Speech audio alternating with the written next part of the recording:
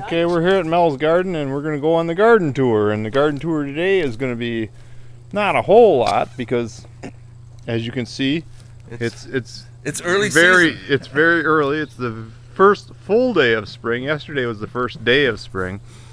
And there isn't a whole lot growing, but we're going to go on the tour, and that way you can kind of see what grows and how things come up.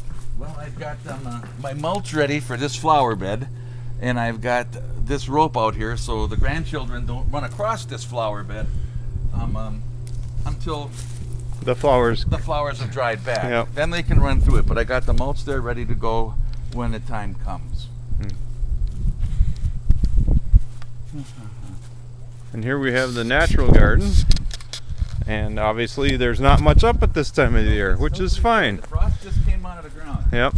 We have a little bit of snow. Winter had to give one little kick for the end of the year, so we got a little bit of snow on the edges. And here we have...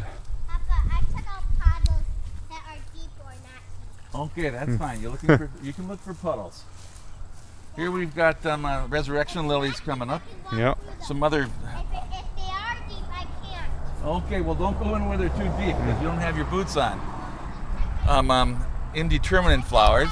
Yep. And we have I took this. our Okay, prayer flags for our Buddhist prayer flags, because every time they flap they send a prayer, and the whole world needs as many prayers as we can get, and we all believe that. And here's the garden, and you can see obviously nothing is growing in the garden right now, but he has enriched it with horse manure so that when he rototills it, it's ready to go.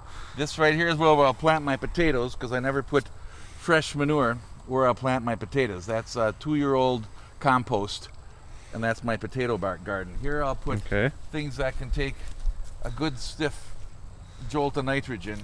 Not tomatoes, but I'll probably put Brussels sprouts, cabbages, broccoli, maybe some Swiss chard, but not Swiss chard. I like to put my leafy vegetables where there's not too much fresh manure as well, even though I washed them all.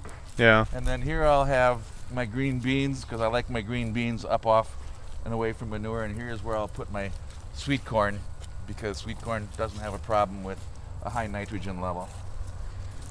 And here's the asparagus bed. Obviously nothing's coming up at this time of the year. It's well mulched here, but it'll come up. I'll have to go out there, rake that off, and then I'm going to grind that up and then put it back on and wait for the soil to warm up and enjoy some asparagus.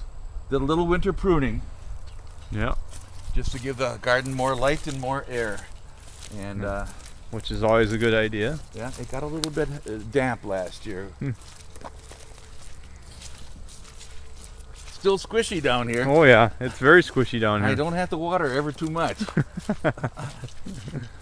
Yes, Mel has a very low garden here, and you'll see my garden if you go to tours of my garden, and you'll see that I have to water a little bit more because I'm kind of on a hillside.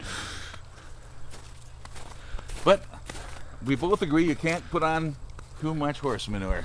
No, horse manure is one of the best things because it's a very mild manure. Yeah, it is. It doesn't burn. It's like cow manure or chicken manure. Yeah, chicken which can be rather strong. And we have a few little flowers here, and we're gonna try to do the little close-up thing here and get one of them. There. So there is a little bit going on in the garden. It's good warm soil down here. All that compost keeps it heated up. Yeah.